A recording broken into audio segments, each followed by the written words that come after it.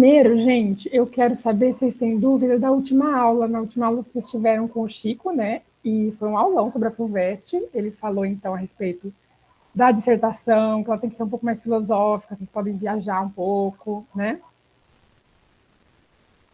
Então, se vocês tiverem dúvida, mandem no chat. Se alguém quiser falar também, fique à vontade. E aí eu vou apresentar. Ah, me digam se vocês escutam bem, imagino que sim, espero que sim. Ver não precisa me ver muito bem, não, mas escutar é importante.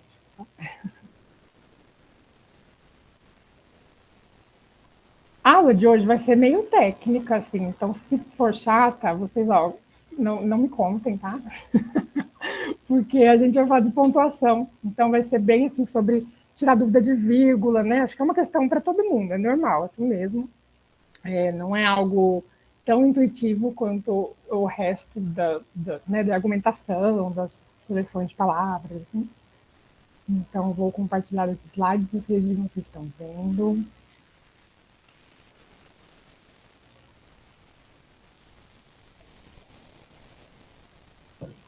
Tá dando para ver, sim. Beleza, Bela, obrigado.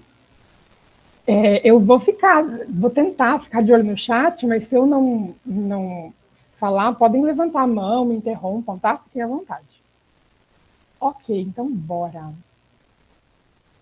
Primeiro, eu queria que vocês colocassem no chat qual é o recurso que causa mais dúvida na hora que vocês vão escrever qualquer coisa. Não precisa ser só a redação, mas, tipo, sei lá, lista de compra para o mercado. Não sei, carta para alguém. Começar ótimo. Sim, entendo, total. Acho que especialmente no caso da redação dissertativa, né? O começo, introduzir a tese, né? Aquele primeiro parágrafo, ele é chave porque ele vai prender o leitor, ele vai falar para o corretor, olha, eu tenho coisa para falar, então você senta aí que eu vou trazer os meus argumentos, enfim. Mas então, a Maria Clara colocou aqui vírgula, acentos, né? Acentuação a gente pode ver numa aula mais adiante. E a vírgula, eu acho que vai ser o foco principal da aula, porque vírgula realmente ela tem muitas funções. E para quem já viu aquele videozinho que eu fiz em julho, se vocês não chegaram a ver, depois eu posso mandar o link no grupo. Eu falava lá, então, a respeito da organização do texto. Porque para começar qualquer texto, a gente precisa, enfim, ter uma noção das ideias que a gente vai encadear nele, né? Qual é essa sequência lógica do que eu vou contar para que a pessoa que esteja me acompanhando siga aquele raciocínio, né? É aquilo que é óbvio, mas também a gente não fala muito sobre, então, enfim, né? Sempre bom relembrar. Certo. Então, línguas, enfim, latinas, no geral, línguas ocidentais, acho que é melhor assim, no geral, vão usar esse sistema de pontuação nosso, com as devidas alterações, né? O espanhol, então, vai dobrar o ponto de exclamação e ponto de interrogação, enfim. No inglês, a vírgula, a separação de sílabas vai ser um pouquinho diferente também, mas no português, na redação que a gente precisa escrever no Enem, essas são as pontuações, assim, principais, digamos, e eu ressalto que o ponto de exclamação e o ponto de interrogação, por mais que eu cite eles aqui, não vão ser tão importantes assim, porque eles trazem uma ideia de emoção mais forte, né? Uma ideia de patos em detrimento do ethos, para quem se lembra da aula do primeiro semestre, em que a gente falou de ethos, patos e logos, né? Então, patos nesse sentido de paixão mesmo, de convencer, de apelar para convencer o seu leitor a qualquer custo dentro das convenções do Enem, né? Não vai lá pedir, por favor, para o seu corretor considerar que ele não vai, tá? Enfim. Então, aqui, começando, a gente vai para o uso geral da pontuação, né? Então, como eu já comentei, ele deveria marcar a sequência, a ordem do raciocínio, né? Então, a gente termina um período pelo ponto final. Acho que até aí, tudo bem, né? A marcação de pausas e a entonação na fala. Então, não vai dar para a gente ler em voz alta a redação do Enem na hora de revisar, né? Mas o que a gente pode fazer é tentar simular quão naturais soam aqueles sons que a gente propõe, certo? Se a leitura fosse feita em voz alta. Então, pensem que o uso da vírgula, por exemplo, uma das questões envolvidas nele é a marcação de pausas, né? Então, se a frase está muito longa no seu texto, desconfia dela, porque ou ela tem ou ela, enfim, está confusa, né? E não é, de novo, não é pessoal, gente, é porque, enfim, de novo, a vírgula, a pontuação no geral está lá para a gente organizar as ideias, né? Então, não vai ser uma coisa assim tão instintiva, como eu comentei. A gente vai ver as regrinhas. A determinação sintática, a gente vai trazer alguns conceitos de sintaxe para a aula, então vão lembrando que a sintaxe geralzona, externa, tem as orações independentes, coordenadas, e as dependentes, as subordinadas, né, que tem uma relação com a principal, certo? Se tiver, vão me falando no chat se esses termos está tudo bem, se a gente precisa relembrar, porque eu vou explicando de novo, tá? E aí, mais do que classificar as coisas, vocês não precisam saber os nomes. Mas o que é importante saber é que, por exemplo, orações coordenadas, muitas vezes, assindéticas, vão ter vírgula.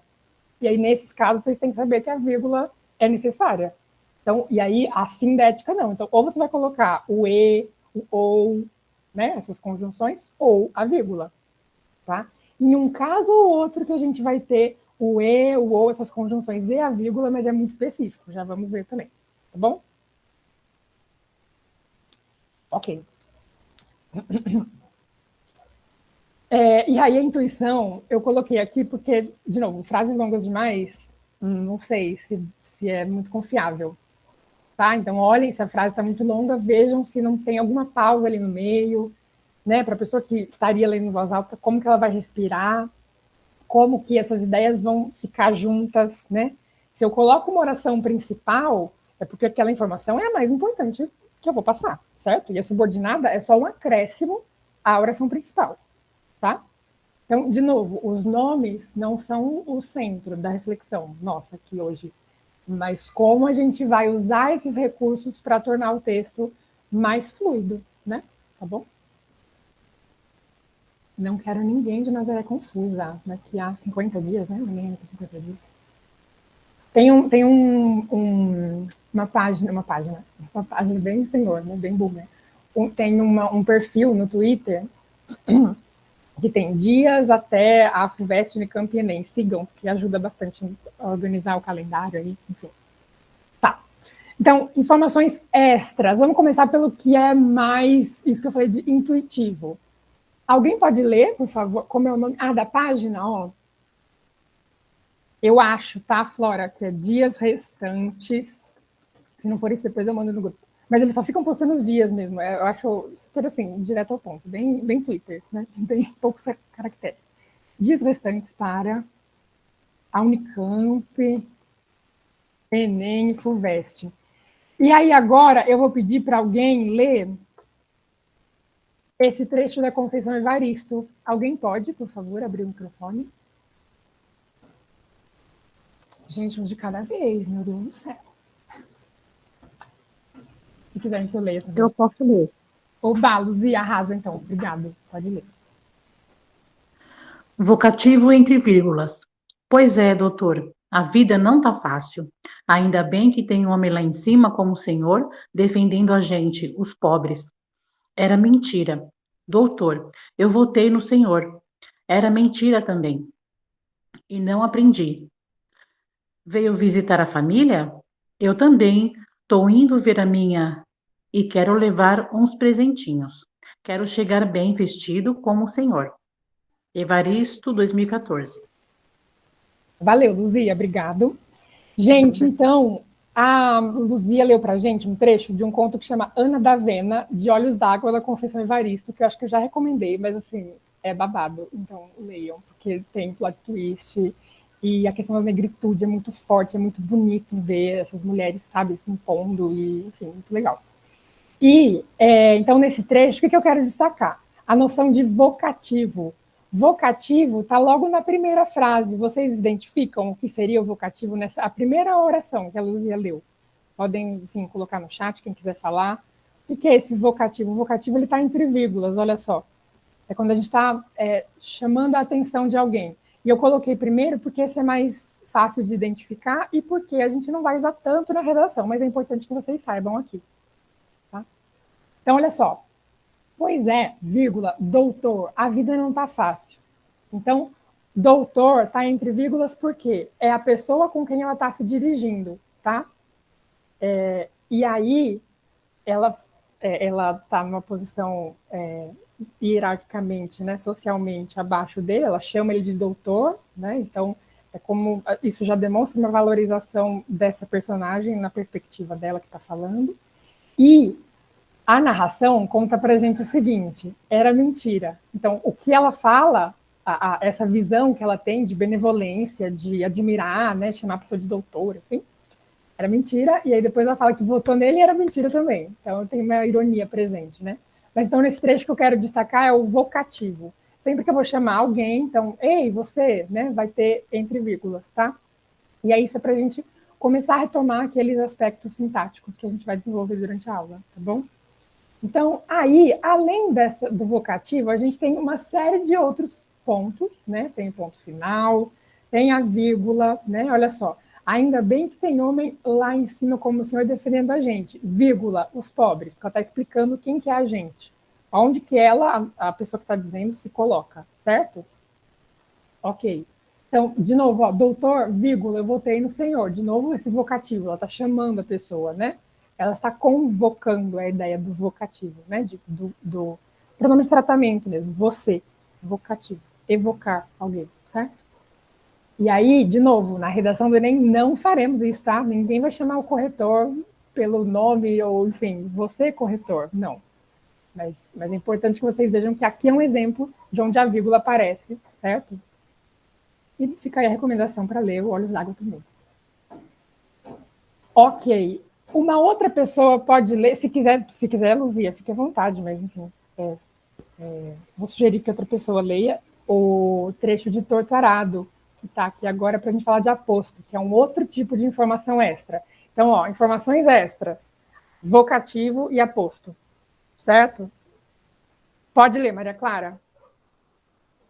Você é corretor de... Meu Deus do céu, Flora! Pelo amor de Deus, não. Mas a gente podia, né? Imagina, se a carta fosse uma carta, quem sabe? A gente podia pedir com carinho e ter um notão. Eu wish, queríamos. Dá para me escutar? Dá sim, Maria Clara, pode ler. Tá bom. Apóstrofo entre ou antes de ponto, acho. No mesmo tempo, ainda antes do dia de São José, o preceito inaugurou a escola, que teve a construção com telhas de cerâmica que nenhuma casa de trabalhador poderia ter. Concluída no verão, todos os moradores estiveram presentes à inauguração.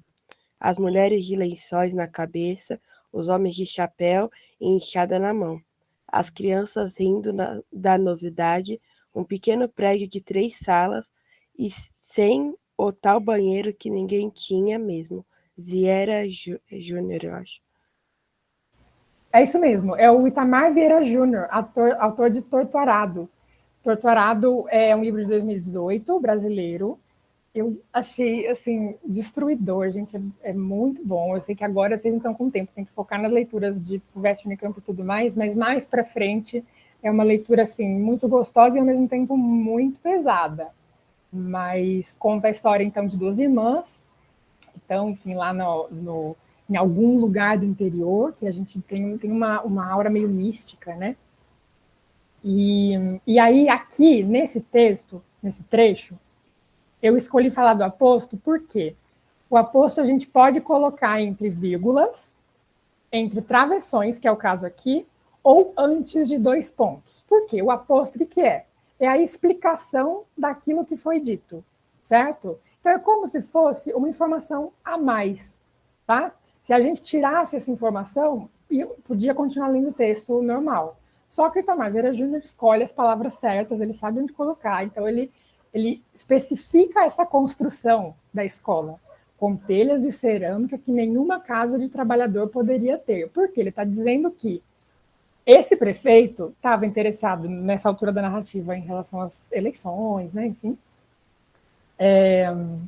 E aí construiu essa escola dessa forma, né, de forma enfim, mostrar que aquele lugar poderia se desenvolver, se modernizar, né?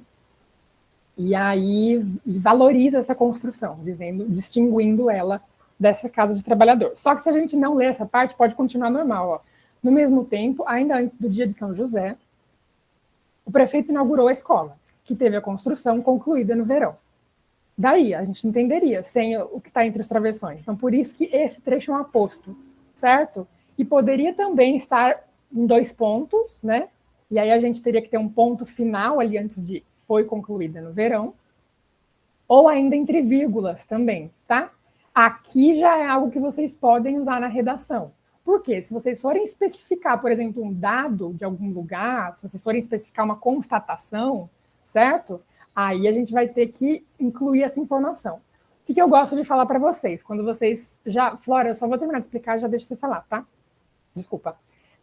Então, por exemplo, vocês me perguntam assim, ó, posso citar série, posso citar filme? E aí eu falo, arrasa, por favor. E aí, o que eu quero que vocês façam com essa série ou com esse filme? Coloquem o título, mas também especifiquem aonde é que está. Então, o que é interessante de incluir como aposto nesse caso, de alguma citação a série ou filme? A série, a gente já viu que, né, Euphoria, a série Euphoria, e aí entre vírgulas, transmitida pelo canal HBO, ou então disponível em streaming pelo HBO Max, ou então realizada em 2019, só essa informação para situar o leitor, não precisa ser o canal, não precisa ser o ano, mas alguma coisa que situe o leitor nesse contexto atual tem que vir entre vírgulas ou entre travessões, porque trata-se de um aposto, então é uma informação a mais para aquele conteúdo que você está trazendo, tá? Agora sim, Flora, por favor, pode tirar a dúvida. Na parte que tem aqui, concluída no verão, aí tem ponto, aí tem, tipo, parênteses e 3 pontinhos. Nessa parte, tipo, quando eu fosse ler, assim, eu deveria dar um tempo para depois ler o resto, tipo, uns 3 segundos e ler o resto, por causa do ponto ou por causa do 3 pontinhos? Olha, que boa pergunta, gostei. Nesse caso, os 3 pontos, as reticências, né? Inclusive, eu não vou ter um slide sobre ele, porque, enfim, eu vou focar nas vírgulas depois, mas então vou aproveitar para falar já.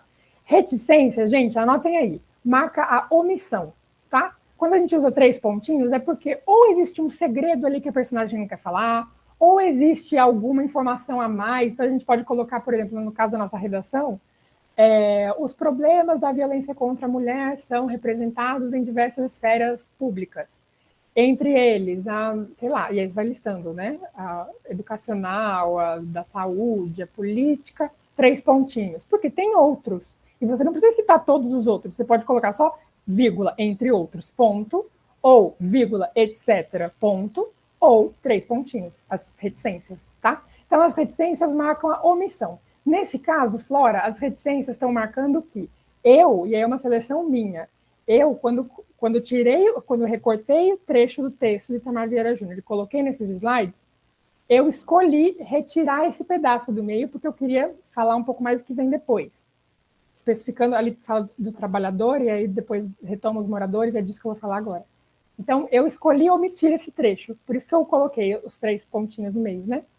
Então, por exemplo, tem uma citação muito longa, e isso, na redação do Enem, acho que não é o caso, né? Mas quando vocês, depois que vocês entrarem na faculdade, por exemplo, é interessante que você especifique de onde aquela citação vem, e aí essas reticências vão marcar aqui. Entre o que você escreveu e o que você vai continuar escrevendo, tem alguma coisa, mas que não importa para você. Você recortou, você omitiu, tá bom? Então, reticências têm a ver com omissão, tá? Nesse caso, eu retirei um trecho, e aí, porque eu não posso enganar vocês só escrevendo um trecho diferente, né? Eu preciso dizer, ó, aqui tem um trecho que eu não escrevi, tá? Porque não importa para a reflexão que eu vou ter aqui com vocês agora. Então, por isso eu coloquei as reticências, e as reticências entre parênteses, porque também é só para vocês visualizarem, certo? Que existe um trecho omitido ali. A Maria Clara colocou no chat o seguinte, eu sempre coloco o título entre aspas, sim, e coloco, por exemplo, do streaming Netflix. Pode ser do streaming, pode ser de algum ator conhecido, pode ser de algum... Enfim, acho que só para situar o leitor mesmo. E isso serve para tudo, gente, para livro, se vocês forem citar livro, né? Então, a gente viu em uma das aulas anteriores, né? Holocausto Brasileiro, aí vocês podem colocar entre vírgulas, escrito por Daniela Arbex, vírgula, certo? É um aposto, você está acrescentando essa informação só para situar o seu leitor, tá? A Flora colocou no chat. E na parte do ponto e vírgula, como eu sei onde coloco? Ponto e vírgula tem a ver com, e aí outra parte para vocês anotarem, tem a ver com a alteração do sujeito. A gente vai ter um slide de ponto e vírgula mais para frente, tá? E aí eu vou explicar melhor.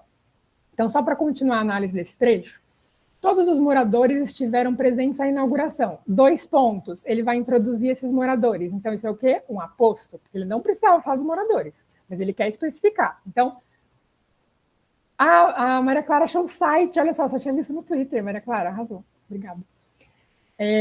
Tá.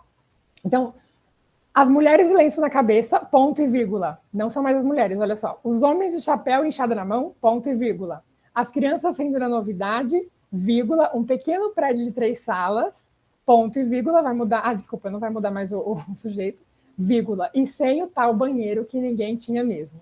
Então, olha só, por que ele foi alterando o ponto e a vírgula? Porque na primeira oração o sujeito era mulheres, depois homens, e aí ele especificou que eram homens de chapéu inchado na mão, os trabalhadores, né?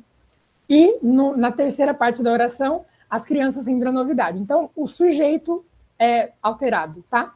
Só que nesse caso, perceba que ele está falando de uma mesma coisa. Ele está falando que, qual que é a ideia principal? Todos os moradores estiveram presentes na inauguração.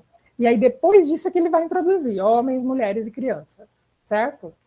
Então, nesse caso, ponto e vírgula é importante porque ele está, além de trocar o sujeito, enumerando esses sujeitos, certo? Por isso que eu falei da lista de compras para vocês, quando vocês fazem lista de compra para o mercado, por exemplo. Não precisa, tá? A lista de compra não é um gênero que exija um rigor normativo. Não quero ser o chato das regras, né?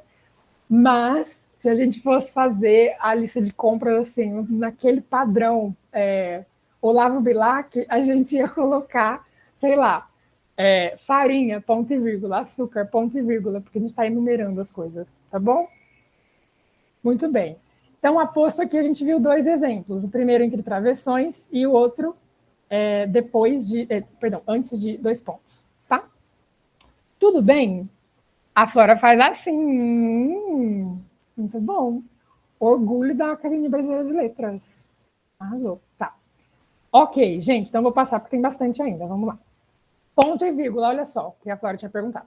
Enumeração, mudança de sujeito. Então, isso é o que a gente viu no outro trecho, né? Alguém pode ler esse trecho de Madame Bovary? Hoje eu estou literária. Pode ser a Luzia e a Maria Clara, se quiserem de novo. Enfim, se mais alguém quiser, muito. Sei que eu adoro muito.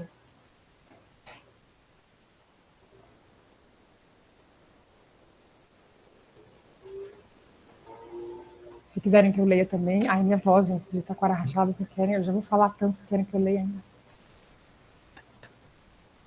Bom, posso ler. Vamos lá.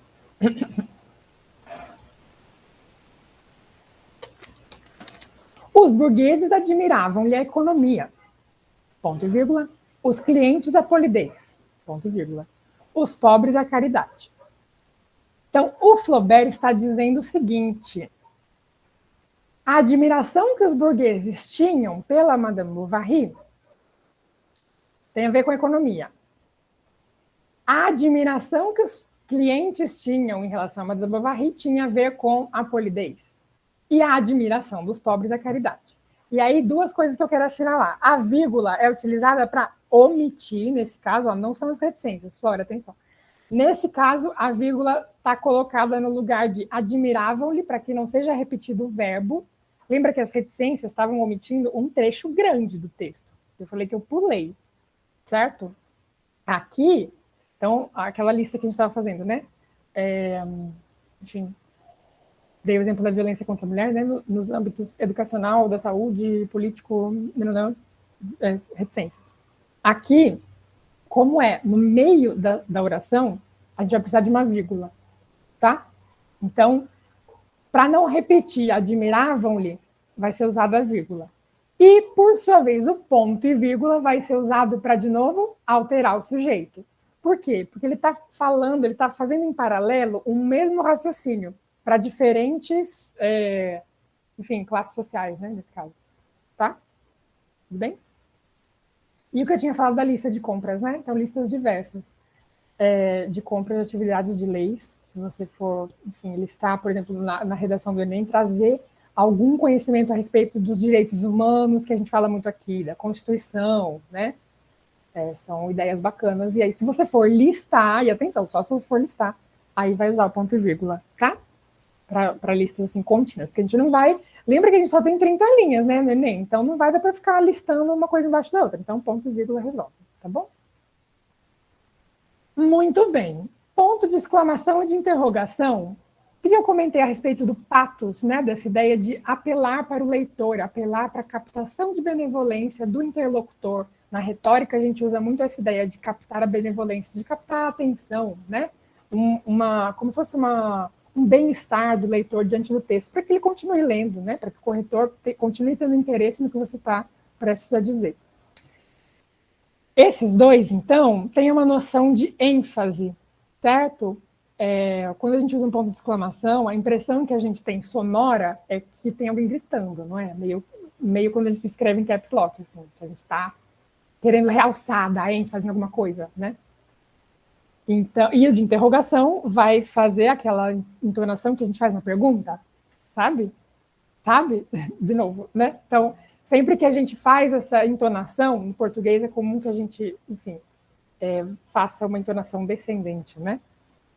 A gente vá diminuindo o volume em frases afirmativas. Em frases interrogativas é o contrário.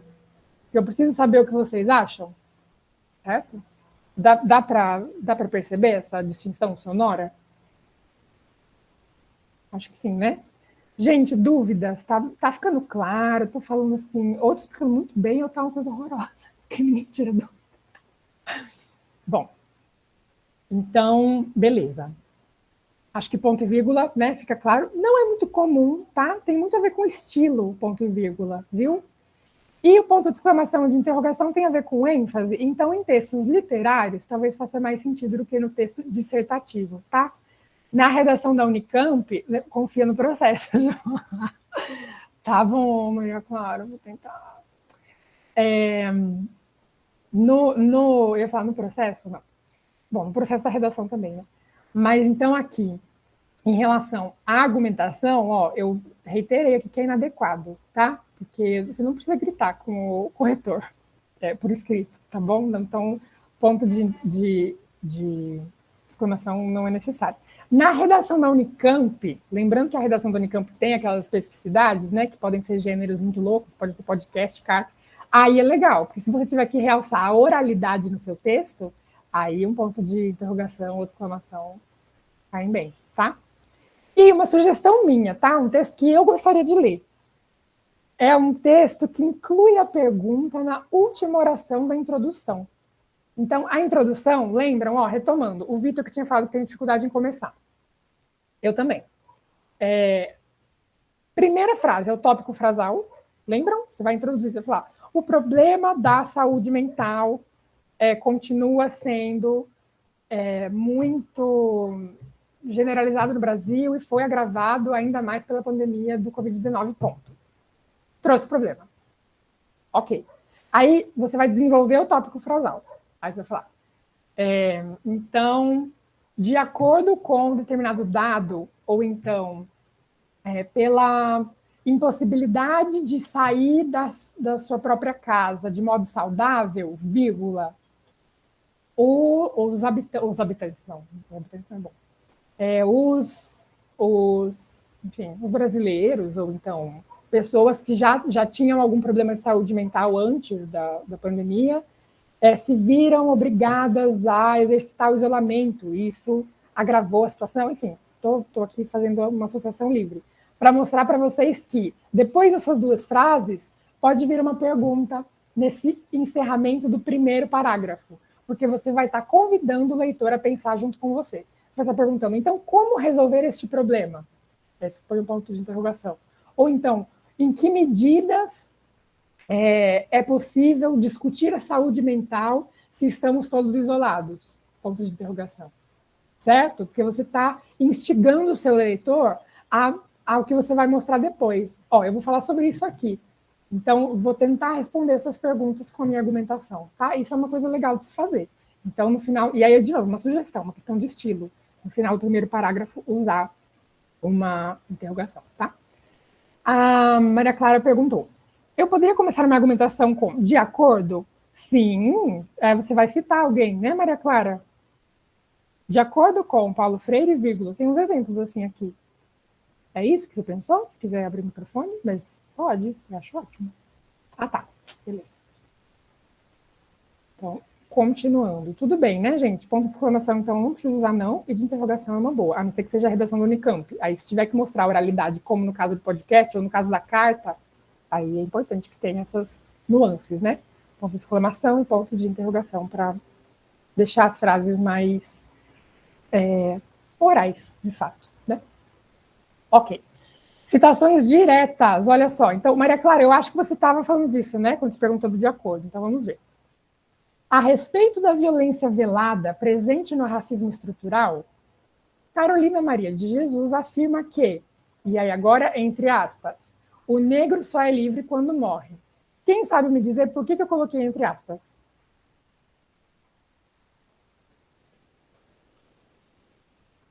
Tempo para os vestibulandos.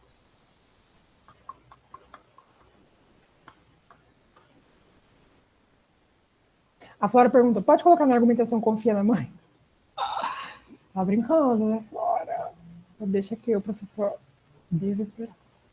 Vanessa, você retirou a frase de algum lugar. E a Maria Clara, porque a Carolina que falou. A Letícia, porque é uma fala dela. Sim, é isso aí. Então, muito bem.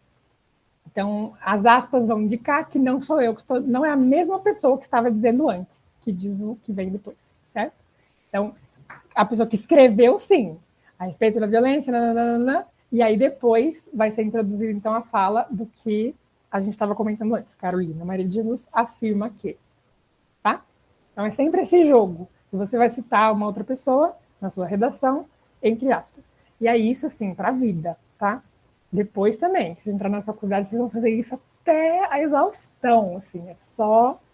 Sério, gente, na faculdade é uma coisa louca, você precisa dar bom dia citando Sartre. É, assim, olha... Assim. Mais um exemplo, então, de citação direta, tá? Aqui a gente está vendo as aspas porque é uma citação direta. A modernidade coloca os sujeitos em trânsito, tornando-os mais ativos e sem uma posição fixa pré-estabelecida, como afirma Larousse Bondia. E aí, 2 pontos, porque agora eu vou introduzir o que ele diz sem estar no meio da frase. Ó, perceba que ali na primeira, afirma que o negro só é livre quando morre. Tem um sentido ali, né? Esse que introduz uma oração subordinada, né? Então, a subordinada não vai precisar... Poderia ter os 2 pontos, mas não precisa, porque o sentido continua.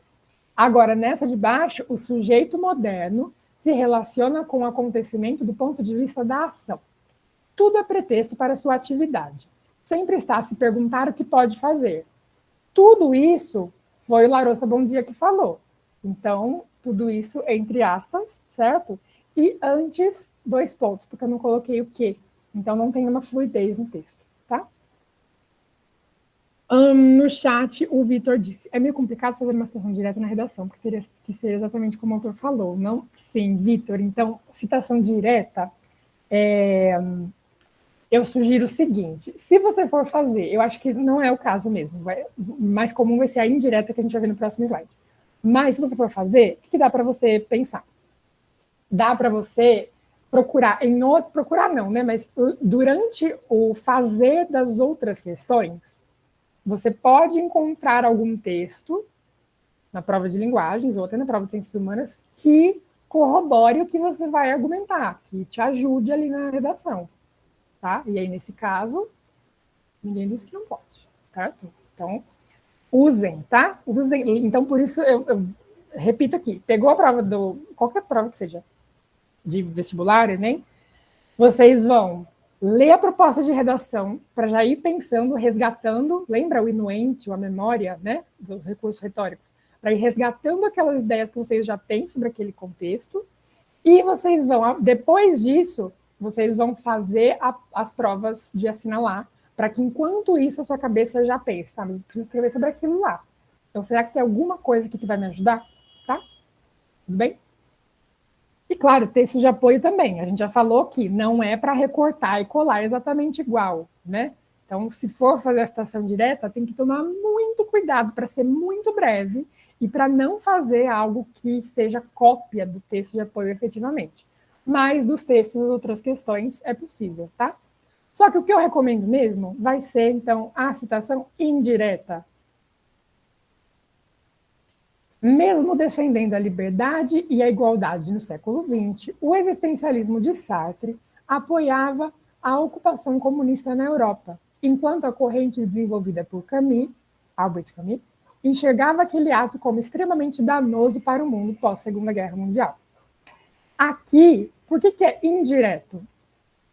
Vocês responderam certinho por que era direto no outro também. Então, aqui, por que é indireto? Lembrem das possibilidades de discurso, né? Existe o discurso direto, indireto livre.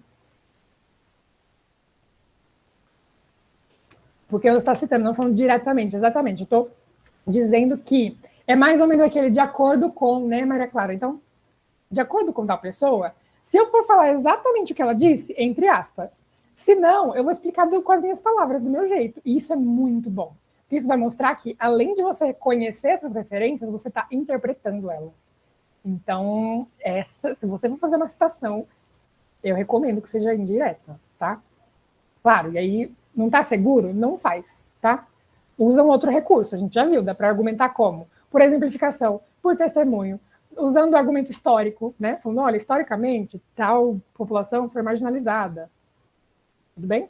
Então, as citações indiretas, elas podem contribuir muito para o seu texto, mas tomem cuidado para não, enfim, dizer nenhuma informação incorreta, né? Não está se referindo a alguém, isso mesmo. O Vitor está expressando a ideia sem ser uma transcrição, isso mesmo. E a Maria Clara, de acordo com o João, as pessoas do cursinho acham que ela está boa, muito ruim. Maria Clara, então entendeu. Então estou tranquilo. Ai, meu Deus, vocês. Tá, ok. Então, sabendo que não podemos alterar todo o sistema de uma vez só, queríamos muito, podemos nos esforçar para não reproduzir os valores que justificam a violência e a barbárie, como defendia o pensador alemão Theodor Adorno. Outro exemplo de citação indireta, porque tudo isso que eu falei até a barbárie é o pensamento do Adorno, mas não foi exatamente o que ele escreveu, não foi com essas palavras, tá? Inclusive, o Adorno é bem coringa, hein? O Adorno tem umas ideias assim a respeito de crítica cultural que são muito poderosas. Então, é bem assim... Sabe aquele meme que o moço joga a carta? O Adorno é um bom coringa, eu acho. Ele arrasa nas reflexões. Tem muita influência marxista, muita influência de Freud também, né? Então, tá bom. Então, citações indiretas, a gente tem o selo de aprovação Cursinho Popular Usuários. Certo? Agora, nossa, gente, agora tem gente que chora. Agora é pesado, tá? Então, tire as crianças da sala pra gente falar dela. Ela, assim, ela sempre foi o momento. Ela é cruel, mas ela tá aqui para ajudar, sabe? Ela só quer o melhor da gente. Juro para vocês. A vírgula, então, tem muitas funções. Não só no português, mas tem muitas funções porque ela ajuda a gente a separar os termos essenciais, integrantes e acessórios da oração. Eu sei que tem gente que ouve isso e já dá um jogo, mas calma. Lembrando, então, os termos essenciais. Sujeito predicado. Esses a gente não separa por vírgula, tá? E aí grifem assim, ó, de, sei lá, de roxo, não sei, de alguma coisa assim. Não vai separar. O sujeito predicado não vai separar, por favor. Aí, termos integrantes, são os complementos dos verbos. Quem quer? Lembrando, então, de análise sintática. Ó, a gente tem uma frase, a gente tem uma frase, assim, não tem o verbo, né? A oração, então. O centro da oração é o quê? Quem é o predicador da oração? O verbo, tá? O verbo predica, né? Ele pré-indica. Lembram? Predicar. O que é predicar? É pré-indicar. Indicar alguma coisa que vem depois. Então, o verbo ele é o predicador do predicado, né? Predicado é formado pelo quê? Verbo e complemento. Então, o verbo predica, pré-indica o complemento. Tá? Muito bem. E aí, a gente tem que tomar cuidado por quê? Porque nas orações, a gente pode ter termos intercalados, a gente pode ter termos deslocados ou termos coordenados assindéticos. A gente está falando de dentro de uma oração, tá? Então, ó, exemplos. Os alunos, vírgula, naquele dia, vírgula, estavam agitados. E se eu quiser escrever, naquele dia os alunos estavam agitados, aonde vai a vírgula?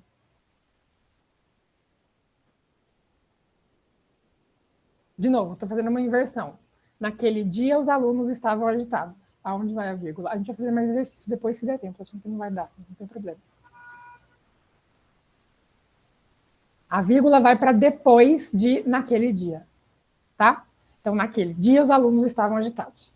Temos deslocados, porque você está trocando a ordem.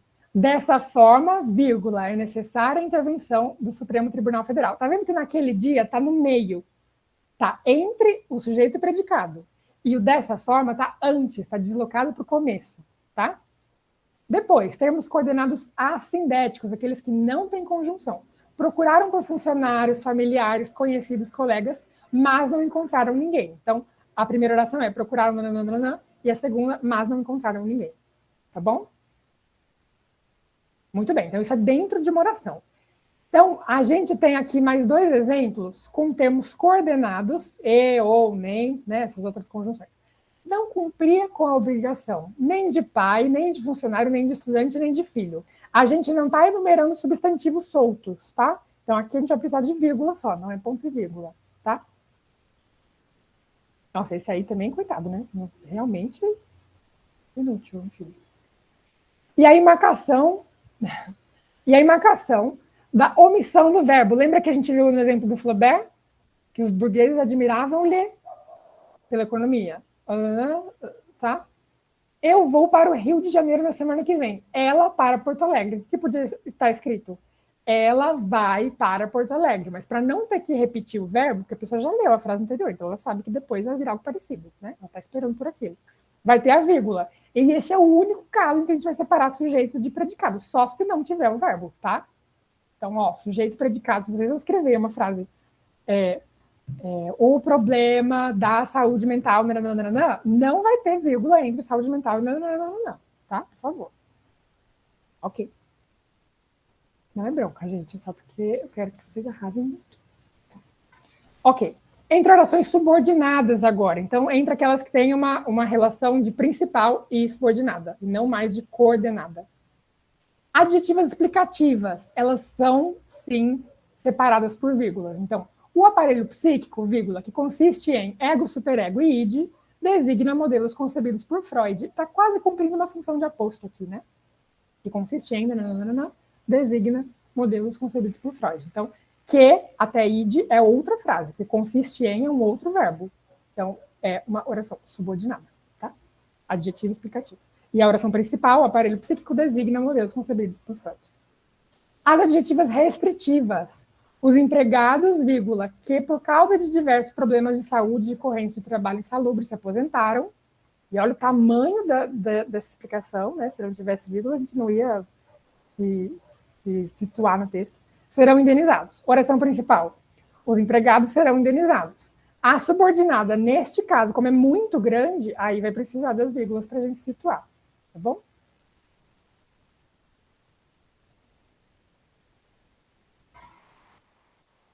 Adverbiais. Eu estou passando mais rápido por essas porque eu não quero que vocês fiquem focados no nome, eu quero que vocês percebam os exemplos, tá? Porque agora vocês vão, então, perceber quando que a vírgula soa bem ou não.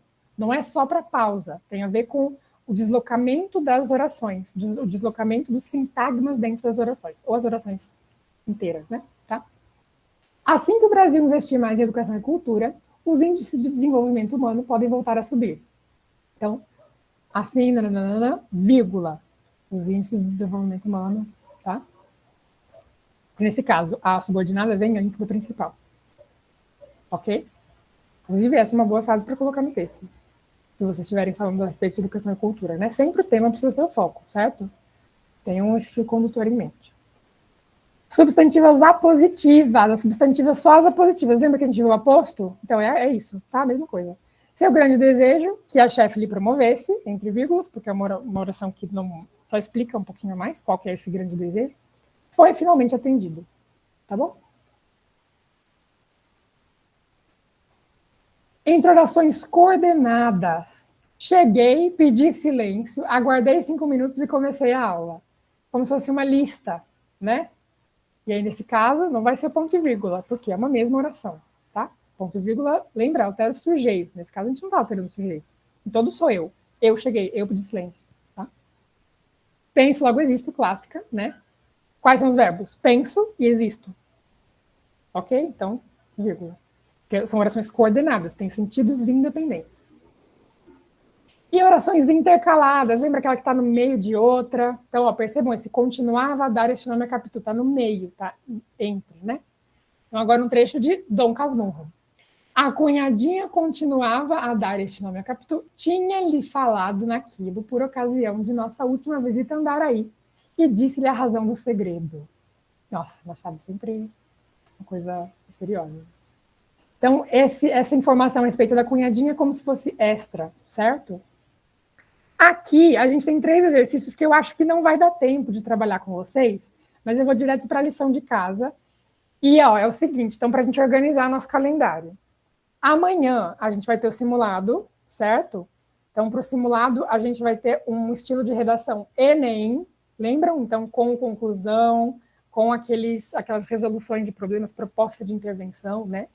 Mas, para a lição de casa, que vocês podem fazer na semana que vem, ou até na outra, só para o dia 20, a redação é no modelo FUVEST, para a gente treinar a FUVEST, tá bom? Então, vocês vão escolher entre escolher entre os 2 últimos temas, tá? O título é obrigatório na redação da FUVEST, lembra que no Enem não? No Enem só se você tiver um título assim, nossa, tá? Senão não precisa. E aí, a estrutura tratativa argumentativa para os 2. Podem mandar em foto, mas aí a letra, né, lembrando naquele esquema, bonitinha, para a gente conseguir identificar as questões, a gente vai corrigindo por WhatsApp, né, que nem a gente tem feito. Ou Google Docs, quem se sentir mais confortável, dá para colocar os comentários ali no Google Docs, tá bom? E a gente manda os áudios naquele esquema, tá? Arrasem, se joguem. Gente, estudaram muito, né? Pelo amor de Deus. Tá bom? Dúvidas? Bela, eu acho que é isso aí. Pode parar de gravar. Muito obrigada. Muito obrigada